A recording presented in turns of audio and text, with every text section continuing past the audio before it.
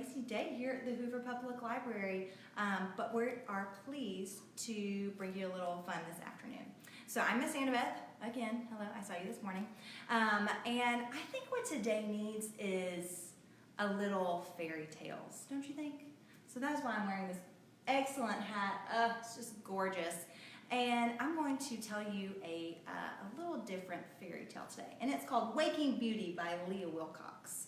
So let's see what's going on. Because I thought it was Sleeping Beauty, wasn't it? But this is Waking Beauty. So we'll see what happens. So it starts like this.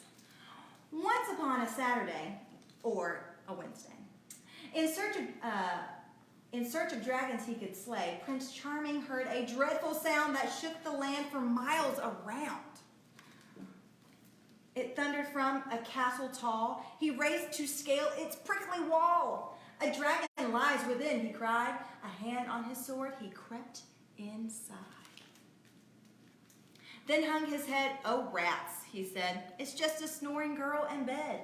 He peeked behind her canopy and spied some fairies. 1, 2, 3. She snored this way 100 years. They whimpered through their fairy tears. 100 years, can you imagine? That long, he frowned? She sure sleeps late. Wake her up, why'd you wait? The fairies scowled, don't be so dense. She'll only wake up for a prince. We see you finally made the trip. Now give the girl a little lip. Okay, he said, if you insist. He drew his mouth up in a twist and hollered, wake up, lazy bones! Her snores drowned out the fairies' groans. They shook their heads. No, not like this. You have to wake her with a, hey, I know. He tapped his head and started jumping on the bed. Beauty shot up, hoops and all, then sailed down like a parasol. This did not wake the maiden fair, but loosened the cobwebs in her hair. I see. The fairies all began to hiss, she'll only wake up for true love's. Wait. Prince Charming waved his hand. Don't worry, girls, I understand. And stooping over her snoring snout, he dumped a water pitcher out.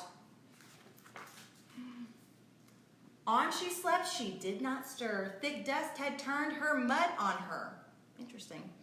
The feisty fairies grabbed his ear, making certain he could hear. Take careful aim, you must not miss. You have to wake her with a, oh, I know what you were planning. Prince Charming spied a castle cannon.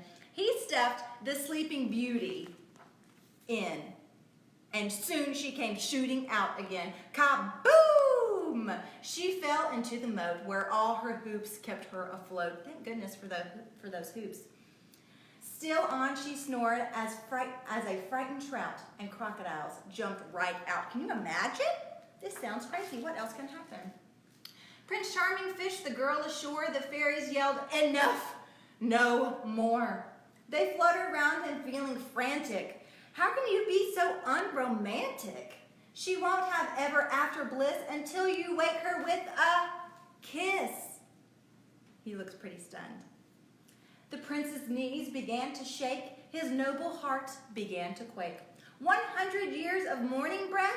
Wow, that will be the kiss of death. He poked her muddy, matted curls. I've heard that there are germs on girls. Not true. He wiped her mouth clean with his shirt. I hope he squeaked, this doesn't hurt. His puckered lips met Beauty's smack. And in her sleep, she kissed him back. Ooh, this is getting crazy. Prince Charming smiled. Not bad, he said. The maiden sat up in her bed. She stretched and yawned and rubbed her eyes. Then, much to everyone's surprise, she popped the prince with her fist. Who said you could have that kiss? The pummeled prince slid down, poor chap, and fell on Sleeping Beauty's lap. Beauty groaned and bent to shake him. Fairies, tell me how to wake him. Just let the poor boy sleep, they said, and tired too, they went to bed. But fairy tales can't end like this. We know she woke him with a kiss. And that is just a silly little story called Waking Beauty by Leah Wilcox.